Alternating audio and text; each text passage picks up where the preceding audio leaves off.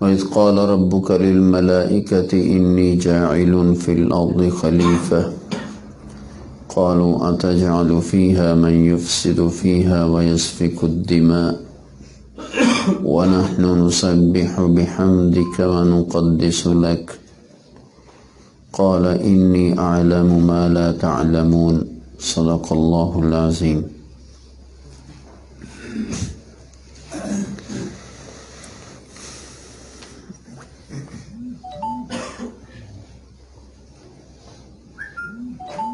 صدر اجلاس اراکین جمعیت علماء اسلام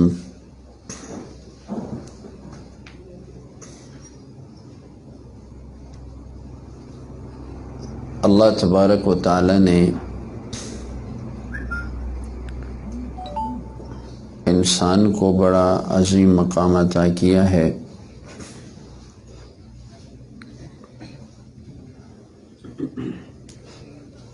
میں کوشش کروں گا کہ آپ کا وقت زیادہ نہ لوں اور کم سے کم وقت میں بات مکمل ہو جائے، لیکن بات کو مکمل کرنا بھی ضروری ہے۔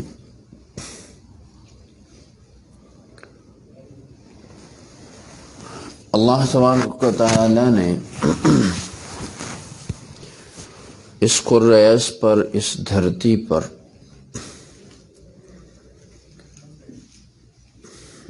اپنا نظام، اپنا دین، اپنا قانون نافذ کرنے کے لیے انسان کو پیدا کیا۔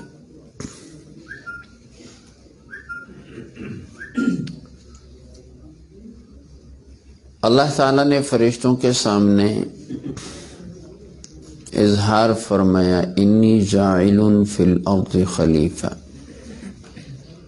میں زمین میں اپنا نائب اور خلیفہ بنانے والا ہوں۔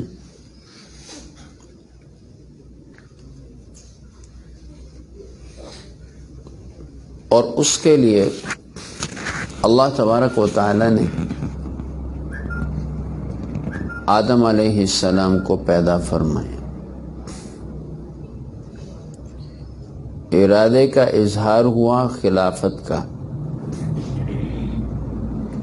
خلیفہ بنانے کا زمین میں، انی جاعل فی الارض خلیفہ، میں زمین میں اپنا خلیفہ، اپنا نائب بنانے والا ہوں۔ فرشتوں کے سامنے اللہ نے اس چیز کا اظہار فرمایا۔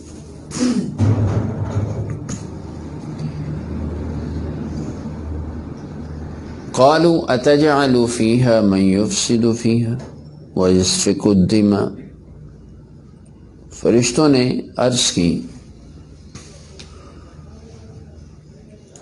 کہ اے اللہ، آپ زمین میں اس کو خلیفہ اور اس کو نائب بنانا چاہتے ہیں، اس کو حکمران بنانا چاہتے ہیں، زمین کے خلافت، نیابت، زمین کی حکمرانی، زمین پر حاکمیت اس کو دینا چاہتے ہیں۔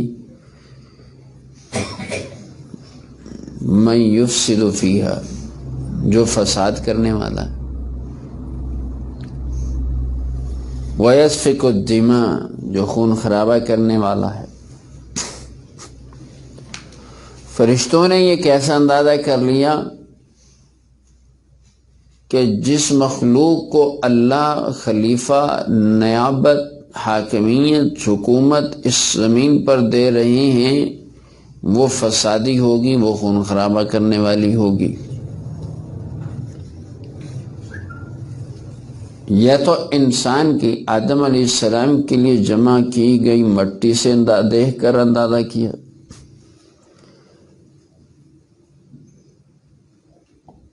یا اور حالات کا اندازہ کیا اور حالات سے جائزہ لیا۔ بہرحال انہوں نے انسان کے متعلق جو اپنا تجزیہ پیش کیا وہ صحیح تھا، وہ غلط نہیں تھا۔ جو بات انہوں نے کی، فرشتوں نے اتجعل فیہا من یفسد فیہا، اے اللہ آپ اس کو بنانا چاہتے ہیں جو فسادی ہے، خون خرابہ کرنے والا ہے؟ فرشتوں کی بات ٹھیک تھی کہ نہیں تھی؟ انسان فسادی ہے کہ نہیں ہے؟ انسان قتل و غارت کرنے والا ہے کہ نہیں ہے؟ دونوں باتیں فرشتوں کی ٹھیک،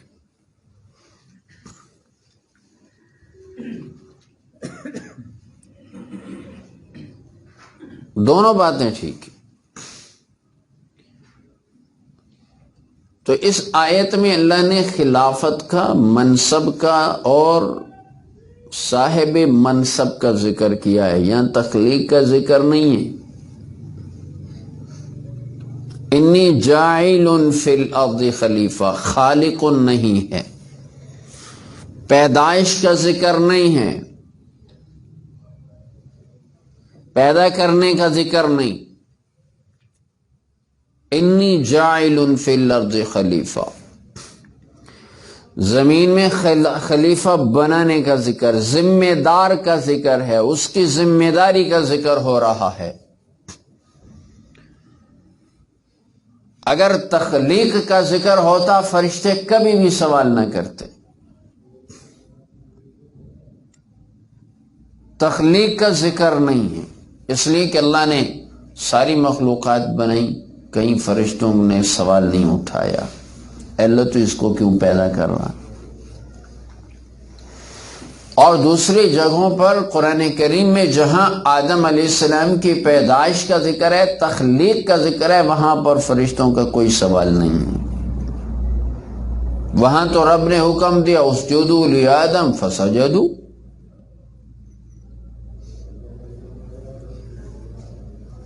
میں پیدا کروں گا تم سجدہ کرنا، بس سجدہ کیا، کوئی سوال نہیں۔ سوال کہاں کیا؟ جہاں ذمہ داری کا ذکر ہے، خلافت کا، منصب کا، جہاں پر سوال پیدا ہوا، منصب کا ذکر آیا، وہاں پر سوال اٹھایا کہ جو منصب، اے اللہ اس مخلوق کو جو آپ منصب عطا کر رہے ہیں، جو ذمہ داری اس مخلوق کو آپ دینا چاہتے ہیں، اور اس مخلوق کو نظامت، خلافت کی جو ذمہ داری، حاکمیت، حکومت کی جو آپ ذمہ داری دینا چاہ رہے ہیں، اس ذمہ داری میں اور اس مخلوق میں آپس میں کوئی مناسبت اور مطابقت ہمیں محسوس نہیں ہوتی۔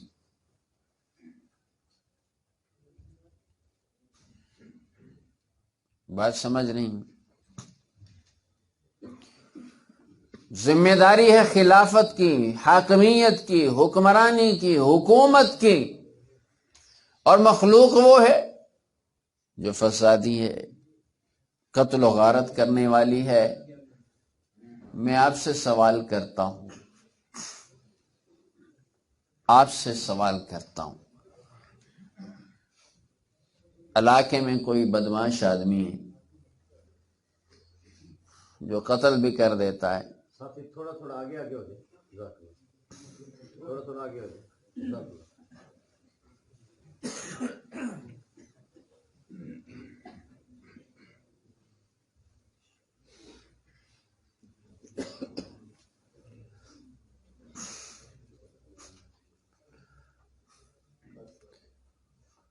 میں آپ سے سوال کرتا ہوں، آپ کے علاقے میں کوئی بدمعاش قسم کا آدمی ہو، لوٹ مار کرنے والا، وہ چھینا جھپٹی کر لیتا ہو، قتل بھی کر دیتا ہو لوگوں کو، کیا آپ اس کو اپنے علاقے کا کونسلر بنائیں گے؟ جی، M P A M N A تو بعد کی بات ہے، یا کوئی بڑا افسر تو بعد کی بات ہے، کونسلر بنانے کے لیے آپ تیار ہوں گے؟ آپ ان کو کونسلر بنانے کے لیے تیار نہیں، جو چھینا جھپٹی کرے، جو قتل و غارت کرے، جو دنگا فساد کرے، جو کسی کی عزت کا خیال نہ رکھتا ہو۔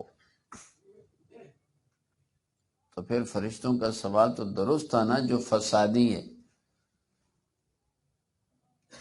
جو خون خرابہ کرنے والی مخلوق ہے اللہ، اس کو آپ اتنا بڑا منصب دے رہے ہیں؟ ہمیں یہ بات سمجھ نہیں آتی، ہمیں یہ بات سمجھ نہیں آ رہی، اس مخلوق کو آپ اتنا بڑا منصب دیں گے؟ حاکمیت کا، خلافت کا، حکومت کا منصب آپ اس مخلوق کو دے رہے ہیں، انسان کو دے رہے ہیں۔ اللہ تعالیٰ نے بھی رد نہیں کی بات، فرشتوں کی بات کو رد نہیں فرمایا کہ فرشتوں تم غلط کہہ رہے ہو۔ اللہ فرماتے انی اعلم ما لا تعلم، جو میں جانتا ہوں وہ تم نہیں جانتے، جو میں جانتا ہوں وہ تم نہیں جانتے۔ فرشتوں نے مان لیا، سر جھکا لیا، تسلیم۔ تو رب نے کیسے ثابت کیا کہ فرشتوں جس کو تم فسادی کہہ رہے واقعی فسادی ہے، جس کو تم خون خرابہ کرنے والا کہہ رہے ہو ایسا ہی ہے، ایسا ہی ہے۔ تو اس سے ایک بات معلوم ہوئی، ایک بات معلوم ہوئی کہ جو شخص امن قائم نہ کر سکتا ہو وہ حکومت کا اہل نہیں ہے،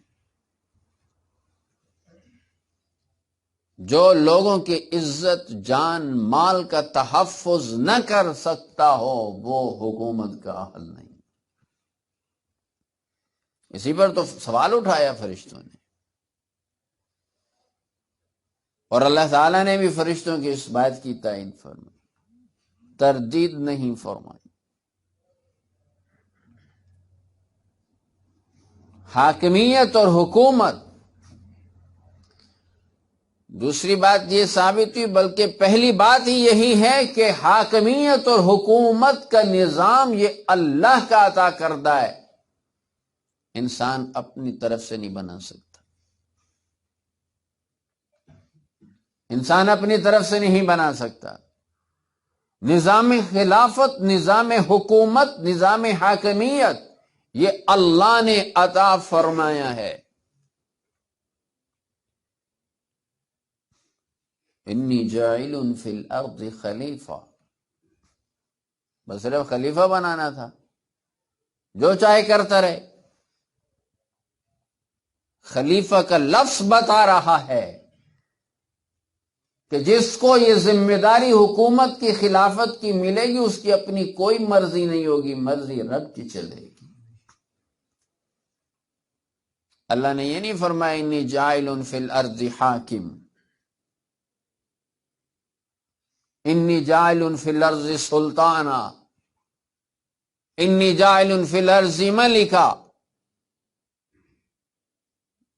میں بادشاہ بنانے والا ہوں زمین میں، میں بادشاہ، حکومت، حاکم بنانے والا ہوں، یہ نہیں فرمایا انی جاعل فی الارض خلیفہ۔ خلافت کا لفظ بتا رہا ہے کہ انسان اگر حکومت کرے گا، انسان حاکم بنے گا، وہ اپنی مرضی سے نہیں، وہ رب کی مرضی کا پابند ہوگا۔ تو لہذا جو شخص، جو فرد حکومت حاصل کرے، اپنی مرضی سے اپنی منمانی کرے حکومت کے اندر، حاکمیت میں اپنا قانون، اپنی منمانی کرے، اپنی مرضی چلائے گا، وہ رب کی حکومت، حاکمیت کا باغی ہوگا، وہ باغی ہوگا۔ اور جو رب کا باغی ہے وہ قابل تسلیم نہیں، اس کو تسلیم نہیں کیا جا سکتا۔ تو اس لیے جو بھی نظام حکومت رب کے نظام حکومت کے مخالف ہوگا، بحیثیت مسلمان وہ اس کا پابند نہیں ہے۔ لازم ہے مسلمان پر، رب کو ماننے والے پر، جس نے بھی لا الہ الا اللہ پڑھا ہے، جو لا الہ الا اللہ کو مانتا، اس پر یہ ایمان رکھتا ہے، اس پر لازم ہے کہ وہ صرف اسی کو مانے جو رب کے نظام کے تحت چلنے والا،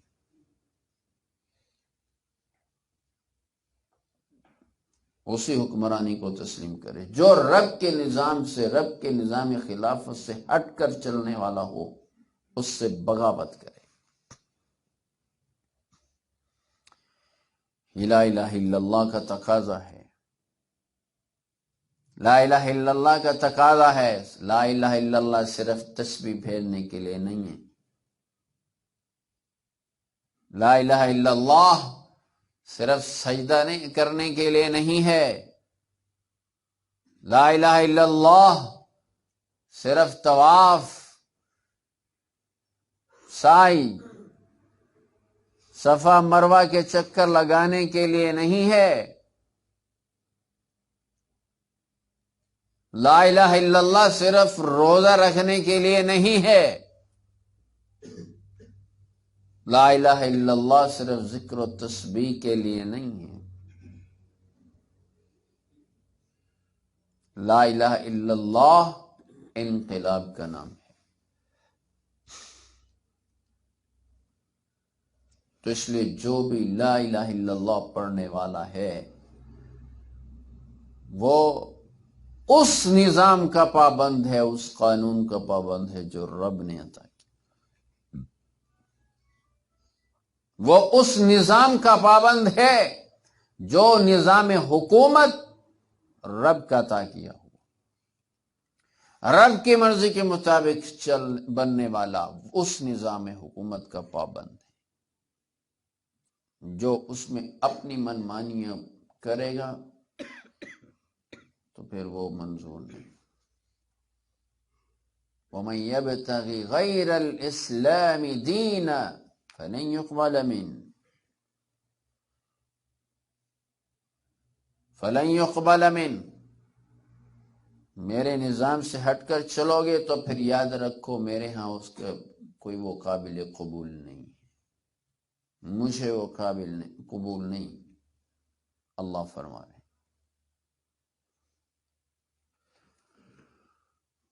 تو اللہ تبارک و تعالی نے اس فسادی مخلوق کو اتنی بڑی ذمہ داری، فرشتوں نے سوال اٹھا دیا، اے اللہ ایسی فسادی مخلوق کو آپ اتنا بڑا نظام، یہ خلافت یہ دے رہے ہیں؟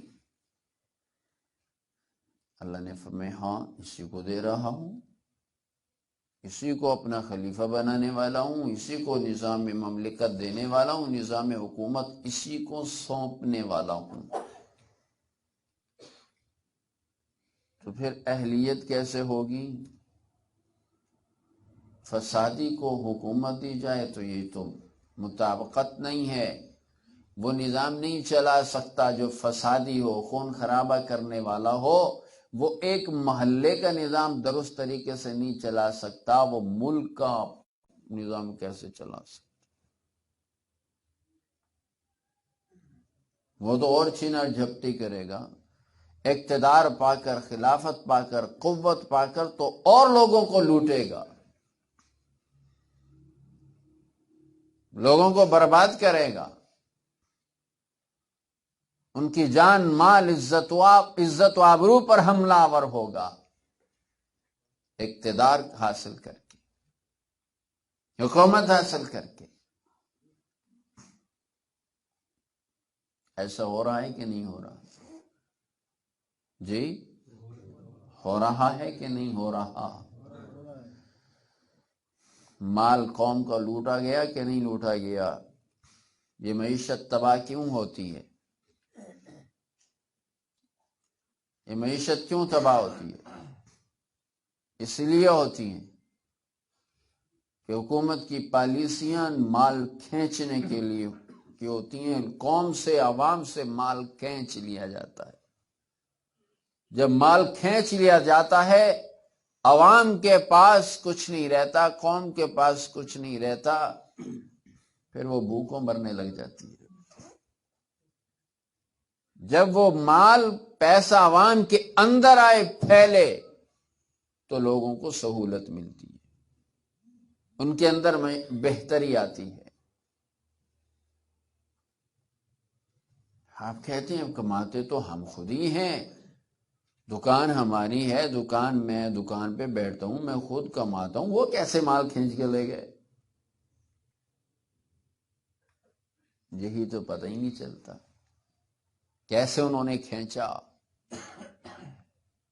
مال کیسے آپ سے کھینچ لیا، آپ کو پتہ ہی نہیں چلا۔ وہ کھینچا آپ ہی سے ہے انہوں نے، ورنہ آپ کیوں کمزور ہو گئے؟ کیوں کاروبار ٹھپ ہو گئے؟ تجارت کیوں تباہ ہو گئی؟ اور پھر یاد رکھو، حکمران کے نیت صرف ارادے کا اثر بھی پڑتا ہے معیشت پر، صرف ارادہ کر لے، بس صرف ارادہ کر لے۔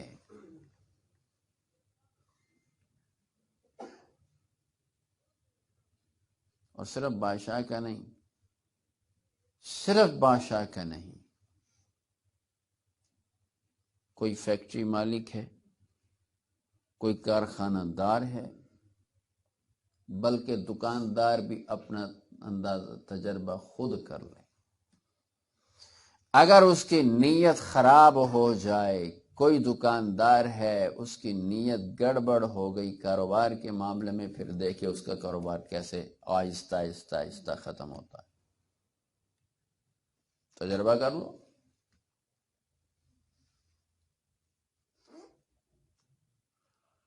تو اس لیے بھائیو، معیشت تباہ ہو جاتی ہے، جیسے مال کھینچتا ہے اسی طرح جان بھی کھینچتے ہیں۔ قوم مر رہی ہوتی ہے، قتل و غارت، بدامنی پھیل جاتی ہے، لوگ مار رہے ہوتے ہیں، قتل کر رہے ہوتے ہیں، پوچھنے والا کوئی نہیں ہے۔ قاتل چھوٹ رہے ہوتے ہیں، آزاد ہو رہے ہوتے ہیں، ان کو سزا ہی نہیں ملتی۔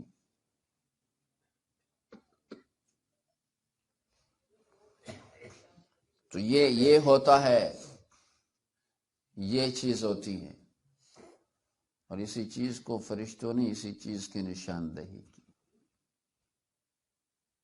اسی چیز کی نشاندہی کی۔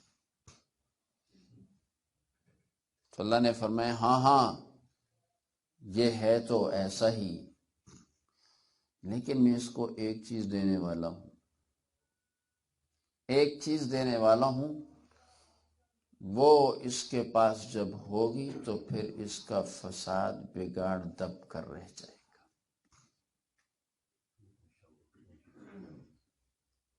پھر فساد بگاڑ اس کے اندر سے دب کر رہ جائے گا، پھر یہ فسادی نہیں رہے گا، فسادی نہیں رہے گا، فساد اس کے اندر سے ختم ہو جائے گا، یہ امن قائم کرنے والا بن جائے گا، یہ دوسروں کا خون بہانے والا نہیں بلکہ دوسروں سے محبت کرنے والا بن جائے گا، دوسروں پر جان نچھاور کرنے والا بن جائے گا۔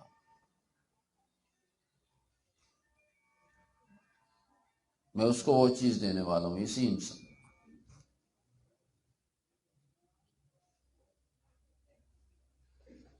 انبئهم باسمائهم علم آدم الاسماء كلها، آدم علیہ السلام کو علم دے دیا جو فرشتوں کو نہیں تھا، انسان کو وہ علوم عطا کیے جو فرشتوں کو عطا نہیں کیے تھے،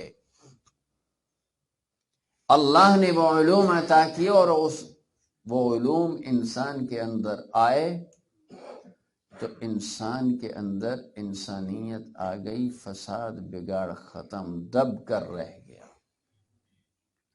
ہاں جب یہی علوم انسان کے اندر آئے تو پھر قتل و غارت تو دور کی بات، فساد تو دور کی بات، یہ باہم شیر و شکر ہو گئے۔ پھر کیا ہوا؟ انما المؤمنون اخوۃ کی مثال بن گئے، پھر ان کے اندر جانثالی آ گئی، پھر ان کے اندر وہ مثالیں آئیں ایک زخمی پڑا ہے، پانی مانگ رہا ہے، جب پانی اس تک پہنچتا ہے دوسری اس طرف سے آواز آتی ہے پانی کی، وہ اپنے کو چھوڑ کر کہتا ہے پہلے میرے بھائی کو پانی پلا۔ اس تک پانی والا پہنچتا ہے، کہیں دوسری طرف سے آواز آتی ہے پانی کی، وہ زخمی کہتے ہیں جاؤ پہلے میرے بھائی کو پانی پلاؤ۔ اس تک پانی پہنچتا ہے تو وہ شہید، واپس آتا ہے وہ شہید، واپس آتا ہے وہ شہید، ایثار میں جان دے دی دوسری۔ جب علم آیا تو پھر ایسا ہوا۔ کیا جان کا دشمن، کیا فسادی تھا، خون خرابہ کرنے والا تھا، جب یہ علوم آئے تو پھر یوں محبت کرنے والا ہو گیا، جان لٹانے والا ہو گیا۔ تو بتا دیا کہ علوم نبوت سے ہی امن قائم ہو سکتا ہے، علوم نبوت ہی سے محبتیں پیدا ہو سکتی ہیں، علوم نبوت ہی سے فساد اور بگاڑ کا خاتمہ ہو سکتا ہے، علوم نبوت ہی سے خون خرابے کا خاتمہ ہو سکتا ہے۔ اگر عدل و انصاف کی حاکمیت اور حکومت قائم ہو سکتی ہے تو علوم نبوت ہی سے ممکن ہے۔ اگر خوشحال اور ترقی یافتہ مملکت سلطنت قائم ہو سکتی ہے تو پھر وہ علوم نبوت ہی کے ذریعے ممکن ہے، اس کے بغیر ممکن نہیں ہے۔ وَعَلَّمَ آدَمَ الْأَسْمَاءَ كُلَّهَا۔ اور لوگ کہتے ہیں یہ مدارس دہشت گردی، اللہ کہتا ہے یہ امن کے گہوارے ہیں، یہاں سے یہاں امن کی تعلیم دی جاتی ہے، یہاں تو وہ تعلیم دی جاتی ہے جس سے بگاڑ فساد ختم ہوتا ہے، اور لوگ کہتے ہیں یہاں دہشت گردی کی تعلیم دی جاتی ہے۔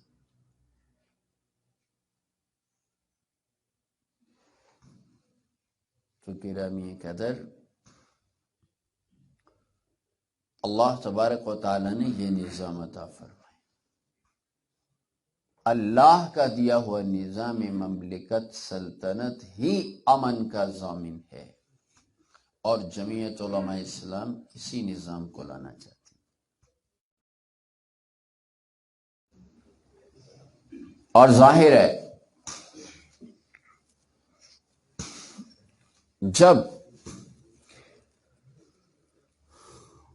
علاقے کا کوئی بدمعاش قسم کا آدمی ہو، اس نے دھاک بٹھائی ہوئی ہو، علاقے پر دھاک بٹھائی ہوئی ہو، چند لوگ کھڑے ہوں کہ یہ کیوں فساد ہو رہا ہے، یہ کیوں خون خرابہ ہو رہا ہے، ان کا راستہ روکنا چاہیے، تو وہ فسادی، وہ خون خرابہ کرنے والا وہ شخص کیا خیال ہے برداشت کرے گا ایسی بات کو؟ جی، وہ سردار بنا پھر رہا ہے، اس کا رعب جمع ہوا ہے لوگوں پر، کوئی اس کے سامنے سر اٹھانے والا نہیں ہے، دو چار آدمی کھڑے ہو گئے اس کے سامنے بات کرنے والے، وہ برداشت کر سکے گا؟ تو کیا ہوگا؟ مقابلہ ہوگا، ٹکراؤ ہوگا، مقابلہ ہوگا۔ ایک طرف وہ لوگ ہیں جو معاشرے کو امن دینا چاہتے ہیں، دوسری طرف معاشرے کا قاتل ہے، معاشرے کا قاتل ہے، اور دوسری طرف امن دینے والے۔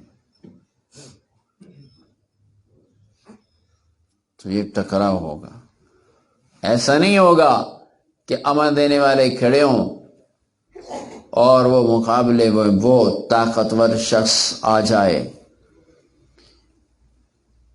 تو وہ ان کو کچھ نہیں کہے گا، وہ پیچھے ہٹ جائے گا، آرام سے بیٹھ جائے گا، نہیں، مقابلہ ہوگا۔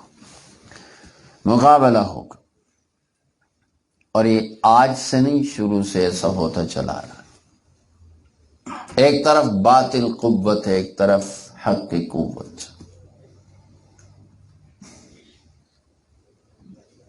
ایک طرف حق کی قوت، اور یہ ٹکراؤ شروع سے چلا رہا ہے۔ جب سے آدم علیہ السلام کی تخلیق ہوئی تب سے باطل مقابلے میں، تب سے باطل مقابلے میں، تب سے وہ شیطانی قوت مقابلے میں، اور وہ مسلسل چل رہی۔ تو انبیاء علیہ السلام آئے، بدامنی، خون خرابہ، فساد، بگاڑ پھیلا ہوا تھا، انبیاء علیہ السلام آئے اصلاح کرنے۔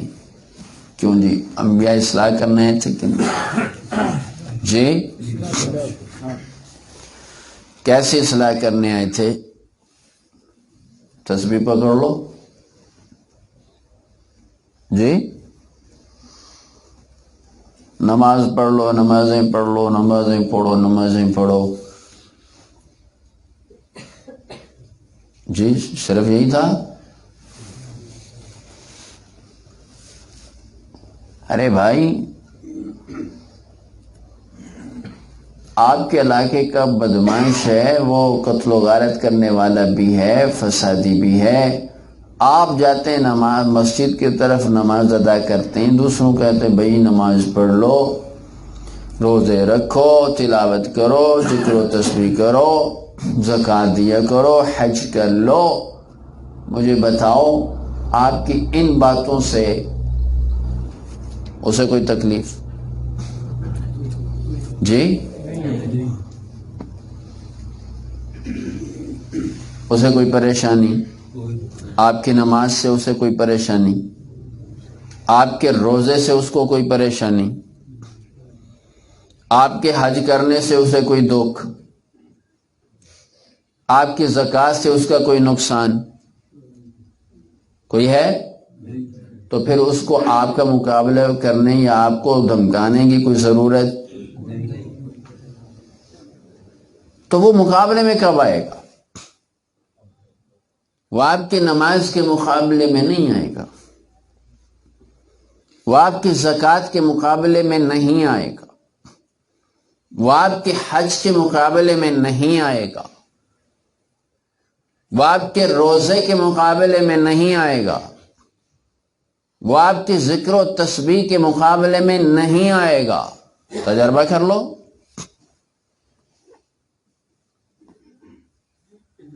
تجربہ کر لو،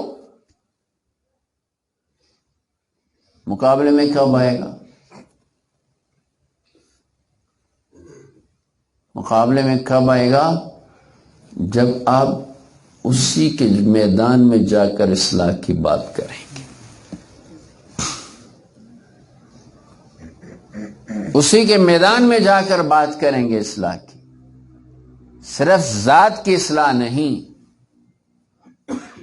برائیاں چھوڑ دو بھائیو، گناہ چھوڑ دو بھائیو، نمازی بن جاؤ، ذکر کر لو، اللہ کو یاد کرو، روزے رکھا کرو، حج کیا کرو، زکوٰۃ ادا کیا کرو۔ اس سے اسے کیا تکلیف ہے؟ معلوم ہے، ٹھیک ہے جی مولوی صاحب کام جاری رکھے، بنا اچھی بات ہے، بڑے اچھے لوگ ہیں، آپ کرتے رہیں۔ اسے پریشانی تو تب ہوگی جب آپ اسی کے میدان میں جا کر اصلاح کی بات کریں۔ اور بھائی تم غلط کر رہے ہو، یہ فساد چھوڑ دو، قتل و غارت چھوڑ دو، ہم معاشرے کے اندر امن چاہتے ہیں، ہم معاشرے کے اندر بد امنی برداشت نہیں کریں گے، ہم معاشرے کے اندر قتل و غارت برداشت نہیں کریں گے، معاشرے کے اندر سے اس برائی کا ختم ہو جانا چاہیے، اس کو ختم ہو جانا چاہیے۔ تو پھر بتائیں وہ آرام سے بیٹھے گا؟ جی نہیں، پھر وہ آپ کے مقابلے میں آئے گا، اچھا تم کون ہوتے ہو میرا راستہ روکنا ہے؟ تو انبیاء علیہ السلام کے مقابلے میں سردار کیوں آئے تھے؟ سرداروں سے مقابلہ ہوا انبیاء کا نہیں ہوا؟ فرعون سے مقابلہ ہوا کہ نہیں ہوا؟ نمرود سے مقابلہ ہوا کہ نہیں ہوا؟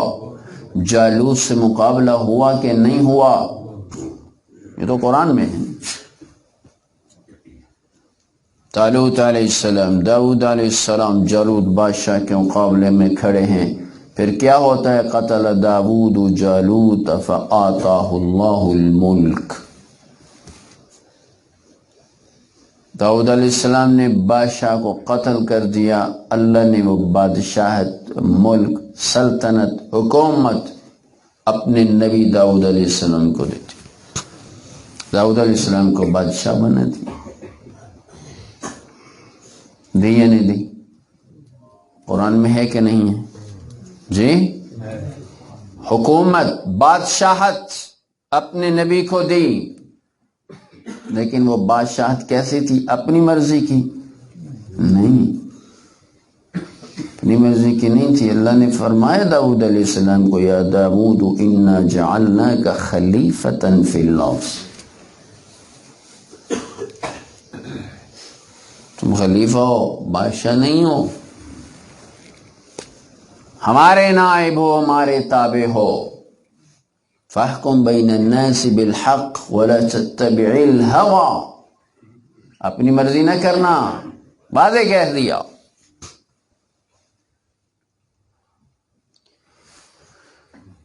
تو باطل سے مقابلہ نماز میں نہیں ہے، روزے حج زکوٰۃ میں نہیں ہے، ذاتی اعمال میں نہیں ہے، معاشرتی اعمال میں ہے۔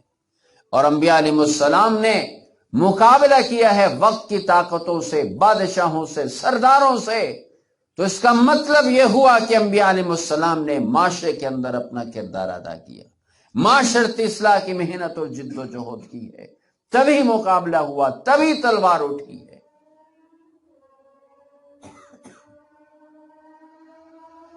اس لیے اس کے لیے تو باہر نکلنا ہوتا ہے۔ مسجد مدرسے کے ماحول میں یہ جد و جہد نہیں ہے۔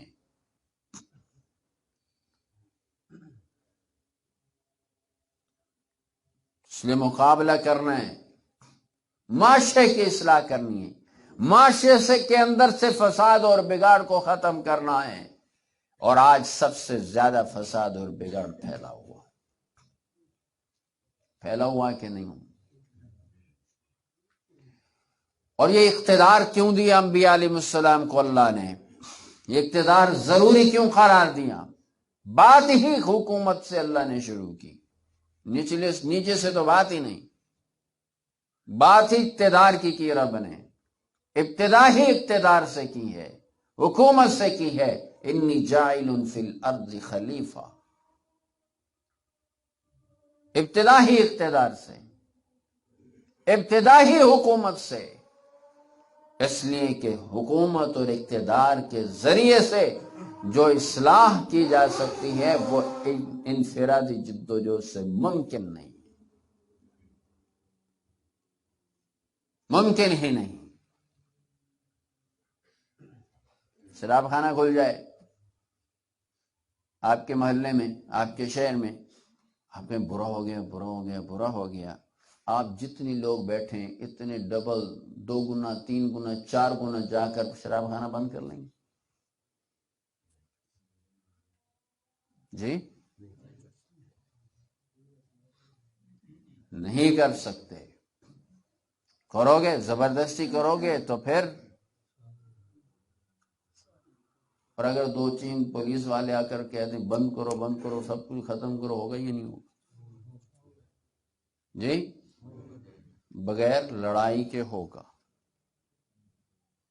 تو اقتدار کے ذریعے سے برائی کا خاتمہ ممکن ہے، اس لیے اقتدار ضروری ہے، اس لیے حکمرانی ضروری ہے۔ لوگ کہتے ہیں یہ حکومت کیا چاہیے، یہ مولوی حکومت کے پیچھے پڑے، علماء حکومت کے پیچھے پڑے ہوئے ہیں، علماء کی حکومت چاہتے ہیں، یہ اسلام نہیں، اسلام آباد چاہتے ہیں۔ ان کو اسلام نہیں، ان کو اسلام آباد کی ضرورت ہے۔ جی ہاں، کون کہتے اسلام آباد کی ضرورت نہیں؟ ہم کہتے ہیں جمعیت علماء اسلام اسلام آباد کے لیے کر رہی ہے، اس میں کون سا شک ہے؟ اقتدار ہاتھ میں ہوگا تو تبھی تو اصلاح ہوگی۔ آج برے لوگوں کے ہاتھ میں اقتدار ہے تو آج مدرسے کو بند کرنے کی باتیں کی جا رہی ہیں اور شراب خانے کھولے جا رہے ہیں۔ برے لوگوں کے ہاتھ میں آج اقتدار ہے، اس اقتدار کے ذریعے مساجد کو بند کرنے کی باتیں کی جا رہی ہیں اور شکلیں کھولنے کی باتیں کی جا رہی ہیں۔ فحاشی اور یانی کو پھیلایا جا رہا ہے، بے حیائی بغیرتی کو پھیلایا جا رہا ہے۔ مسلمان بچوں اور بچیوں کو ڈانس کی تعلیم دی جا رہی ہے اسکولوں میں۔ ڈانس باقاعدہ نصاب تعلیم کا حصہ بنا دیا گیا ہے۔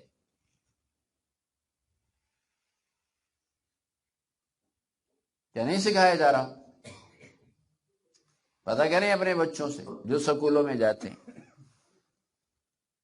ڈانس کی تعلیم دی جا رہی ہے۔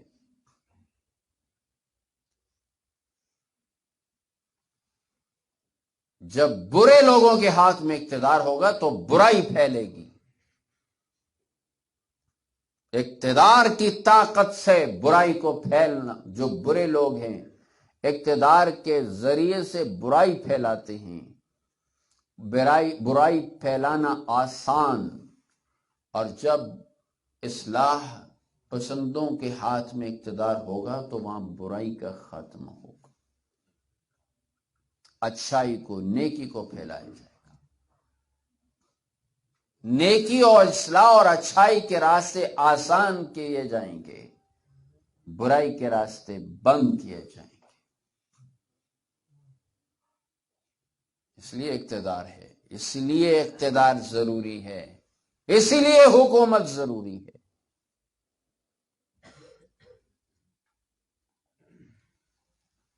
حضرت مولانا مفتی محمود رحمہ اللہ نے صوبائی اقتدار حاصل کیا تھا جب وزیر اعلیٰ بنے تھے، برائی کا راستہ بند کیا، فوراً پہلا آرڈر ہی شراب پر پابندی۔ حضرت مولانا، ان کے صاحبزادے حضرت مولانا عطاء الرحمن صاحب جب سیاحت کے وفاقی وزیر بنے پچھلے ٹرنور میں، جو حکومت سرکاری ہوٹل تھے ان میں شراب چلتی تھی، تو جیسے ہی وزیر بنے، وزیر سیاحت، سب سے پہلا کام یہ کیا کہ ان ہوٹلوں میں شراب پر پابندی لگی تھی،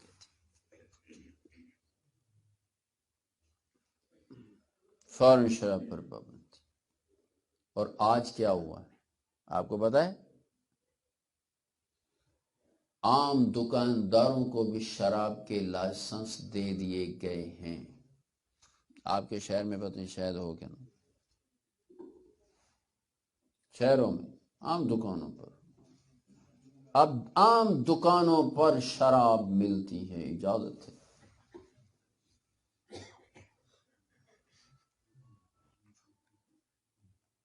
تو یہ ہے برے لوگ جب اقتدار میں آتے ہیں تو برائی پھیلتی۔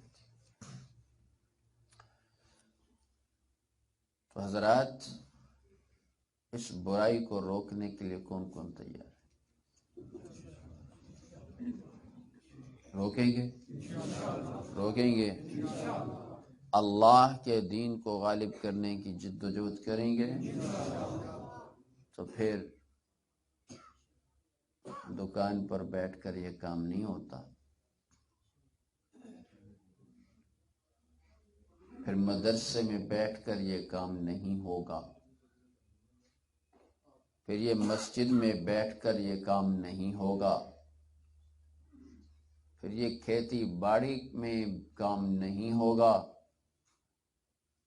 اگر اپنی کھیت کو بچانا ہے، اپنی دکان کو بچانا ہے، اپنے مدرسے کو بچانا ہے، اپنی مزدوری کو بچانا ہے، اپنی مسجد کو اگر بچانا ہے، تو پھر دشمن حملہ آور ہے آپ کی معیشت روزگار پر، آپ کی دکان پر، آپ کی مزدوری پر، آپ کے مدرسے پر، آپ کی مسجد پر، ان کا راستہ روکنا ہوگا۔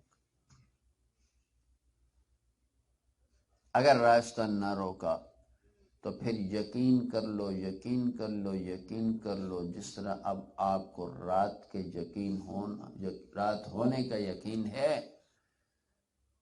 یقین کر لو کہ آپ کے پاس پھر آپ کا مدرسہ نہیں رہے گا، مسجد نہیں رہے گی، دکان کاروبار تباہ ہو جائیں گے، آپ بھیک مانگتے پھریں گے۔ یقین کر لیں اس بات کا۔ ابھی تو آغاز ہے معیشت کی تباہی کا۔ کتنے ایسے لوگ ہیں، آپ اگر گھر میں کھانا کھا رہے ہیں، 3 وقت اگر کھانا کھا رہے ہیں اگر آپ لوگ، تو پھر آپ کو احساس نہیں ہے، آپ کو پتہ نہیں ہے۔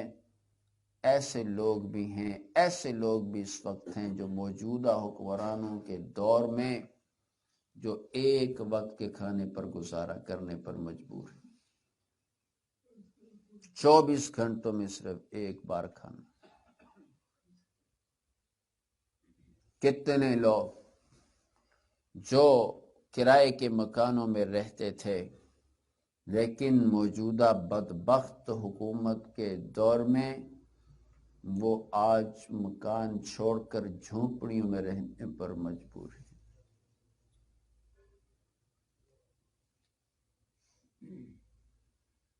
جھونپڑیوں میں، اس سے بھی گھنونی، اس سے بھی گھنونی بات، خطرناک، افسوسناک، ایسے بھی لوگ ہیں عزت والے گھرانے جو اپنے بچوں کی بھوک برداشت نہ کر پائے اور ان کی خواتین اس بدفروشی پر مجبور ہو گئی۔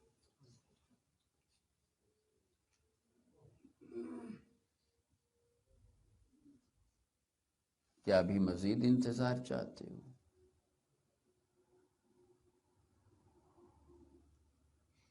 ابھی مزید چاہیے؟ جب ہم بھی انہی صفوں میں شامل ہو جائیں گے تب اس وقت کا انتظار ہے، جب ہمارے پاس بھی کھانے کو کچھ نہیں رہے گا اس وقت کا انتظار ہے۔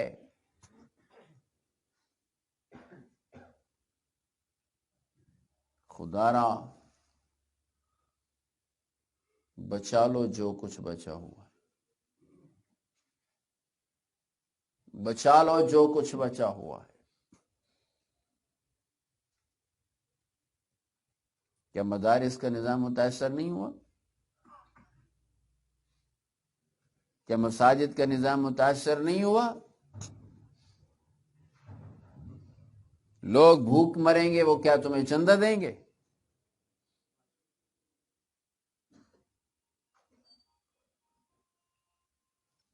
تو اس لیے ذرا سوچیے، سوچیے۔ آج چھابڑی والا، ریڑی والا بھی پریشان ہے، ہر آدمی پریشان ہے۔ جب معیشت نہیں ہوگی، روزگار نہیں ہوگا، کام نہیں ہوگا، مزدور کو مزدوری کیسے ملے گی؟ وہ واپس آ کر بچوں کو کیا کھلائے گا؟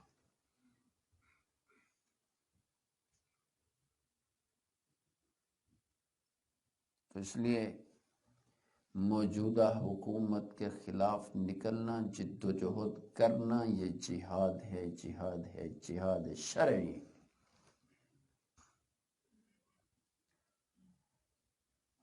جہاد ہے، اور جمعیت علماء اسلام یہ جہاد کر رہی۔ اب یہ جہاد کرنا ہوگا، کریں گے لوگ؟ کریں گے؟ تو پھر گھر میں بیٹھ کر نہیں ہوگا بھائیوں، اس کے لیے محنت کرنی ہے، جد و جہد کرنی ہے۔ اس کے لیے لوگوں کو آگاہ کرنا ہے، لوگوں کو بتانا ہے، سمجھانا ہے۔ یہ جہاد بندوق کا جہاد نہیں ہے، یہ گولی کا جہاد نہیں ہے۔ جمعیت علماء اسلام پر امن تحریک کے ذریعے سے یہ جہاد کر رہی، جنگ و جدل کے ذریعے نہیں، پر امن تحریک کے ذریعے، آئین اور قانون کے دائرے میں رہتے ہوئے جد و جہد کر رہی۔ اگر قانون اور آئین کے اندر رہتے ہوئے ہمیں کوئی جد و جہد سے روکنے کی کوشش کرے گا تو پھر ہم اسے ٹکرائیں گے اس کے سے۔ کوئی مائی کا لال ہمیں اس جد و جہد سے نہیں روک سکتا ہے۔ اگر حکومت راستہ روکنے کی کوشش کرے گی پھر ہم اس سے ٹکرائیں گے پھر انشاءاللہ۔ تو یہ خوف کا ماحول پیدا کیا جائے گا، ڈرایا جائے گا آپ لوگوں کو کہ حکومت کے خلاف بات مت کرو۔ کیوں؟ حکومت کوئی مقدس کہیں سے نزول ہوا ہے اس کا؟ حکومت نہیں ہے، یہ کنجر خانہ ہے، غلاظت ہے۔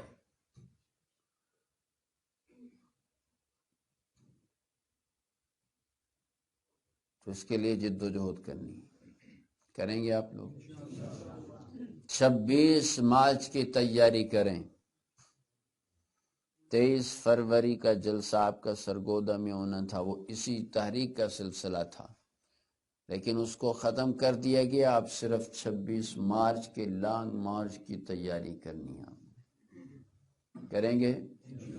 کریں گے؟ اسلام آباد جانا ہے، جاؤ گے؟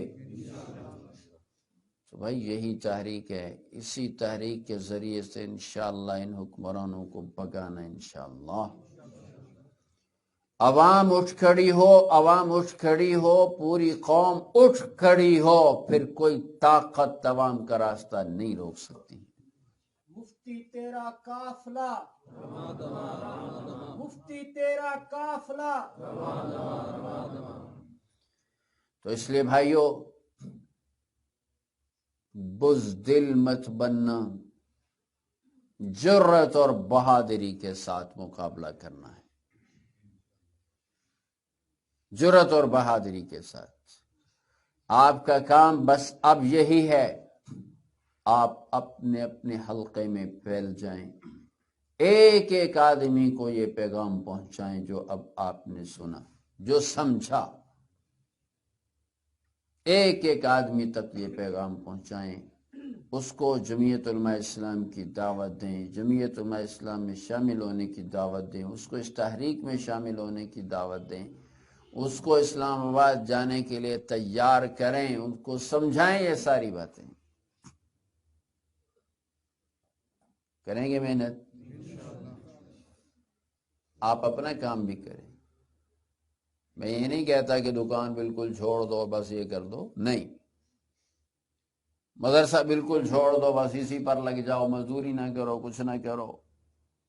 آپ اپنا کام بھی کریں، لیکن اس کے لیے بھی روزانہ 2 گھنٹے ضرور نکالیں۔ 22 گھنٹے آپ اپنا کام کریں، صرف 2 گھنٹے روز دے دیں اس تاریخ 26 مارچ تک۔ کریں گے؟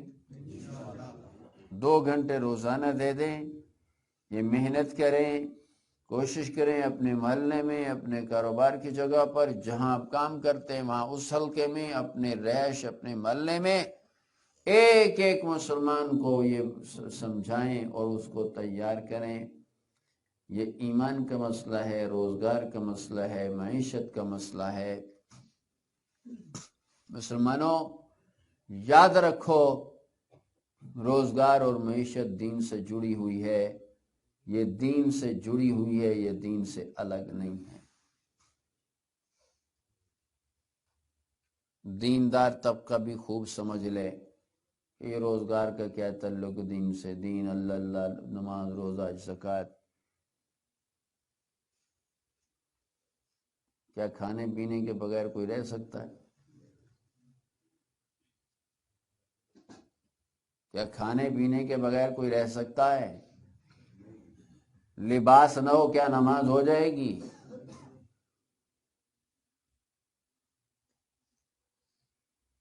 یاد رکھو معیشت کیوں تباہ کی جا رہی؟ معیشت کیوں تباہ کی جا رہی ہے؟ وہ لوگ کہتے ہیں یہ شدت پسند لوگ، یہ انتہا پسند لوگ، اور سب سے بڑے انتہا پسند شدت پسند وہ یہود و نصارہ خود ہیں۔ وہ ہر کام میں، ہر قدم میں، ہر جد و جہد میں وہ مذہب کو، اپنے مذہب کو مقدم رکھتے ہیں، اسلام دشمنی کو مقدم رکھتے ہیں۔ معیشت اس لیے تباہ کی جا رہی ہے تاکہ مسلمان سے اس کا ایمان چھین لیا جائے۔ جب روزگار تباہ ہو جائے گا، ختم ہو جائے گا، لوگ بھوک کے ہاتھوں مجبور ہوں گے، وہ آئیں گے پھر لالچیں دیں گے، آ جاؤ ہمارے پاس اتنی تنخواہ دیں گے، آ جاؤ ہمارے پاس اتنی تنخواہ دیں گے آپ کو، یہ دیں گے، یہ چیزیں دیں گے آپ کو، ہماری طرف آ جاؤ، نوکریاں دیتے ہیں آپ کو۔ بھوک کا مارا کیسے نہیں جائے گا؟ جائے گا کہ نہیں جائے گا؟ جس کے گھر میں روٹی نہ پکتی ہو، اسے آفر ہو رہی ہو 50,000 کی، 40,000 مہینے کی، وہ جائے گا کہ نہیں جائے گا؟ کیا وہ مولوی کی بات سنے گا؟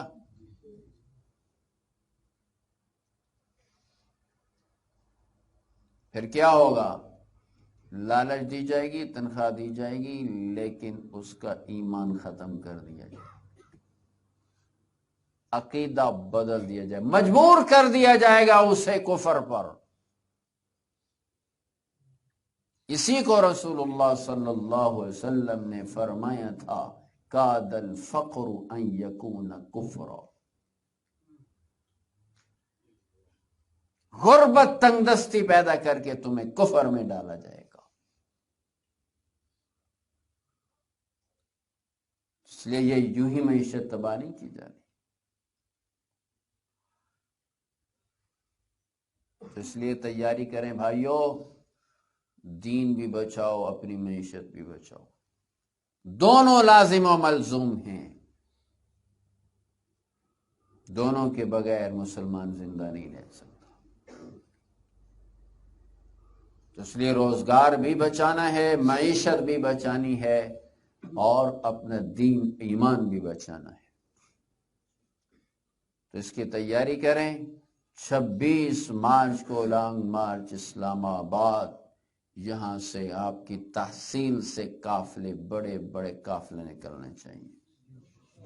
یاد رکھو، چند دن کی ہم قربانی دیں گے، چند دن کے لیے اسلام آباد جائیں گے، چند دن کے لیے دکان بند کر کے جائیں گے، چند دن مزدوری چھوڑ کر چلے جائیں گے، چند دن اپنا مدرسہ بند کر کے چلے جائیں گے، تو دکان بھی بچ جائے گی، مزدوری بھی بچ جائے گی، مدرسہ بھی بچ جائے گا۔ اگر نہیں نکلے نہ پھر نہ دکان بچے گی، یہ بدبخت رہ گئے، نہ دکان، نہ معیشت، نہ مزدوری، نہ مدرسہ، نہ مسجد۔ ایسا ہے کہ نہیں ہے؟ اس لیے قربانی کے بغیر تو کچھ حاصل نہیں ہوتا۔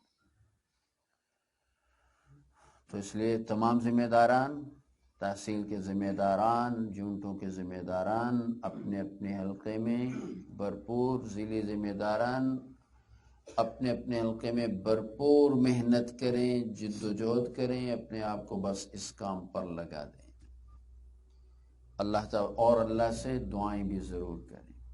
ہمارا سب سے بڑا ہتھیار رب کا سہارا، اللہ کی مدد و نصرت۔ صرف اپنے کام پر، اپنی محنت پر اعتماد نہیں، بلکہ اللہ کی مدد و نصرت پر زیادہ اعتماد۔ اللہ سے مانگیں، دعائیں کریں، ہر نماز کے بعد راتوں کو اٹھ کر اللہ سے مانگیں کہ اللہ ان ظالم حکمرانوں سے، بے دین یہود کے ایجنٹ حکمرانوں سے نجات دے، اس قوم کو، اس ملک کو، مسلمانوں کو، اور اللہ دین کو بچائے، معیشت روزگار کو بچائے۔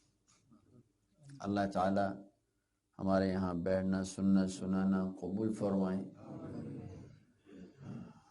اور اگر کسی ساتھی کا کوئی سوال ہے تو وہ سوال بھی کر سکتا ہے۔ کسی کے ذہن میں، کسی ساتھی کے ذہن میں کوئی سوال ہو تو بلا جھجک سوال کر سکتے ہیں۔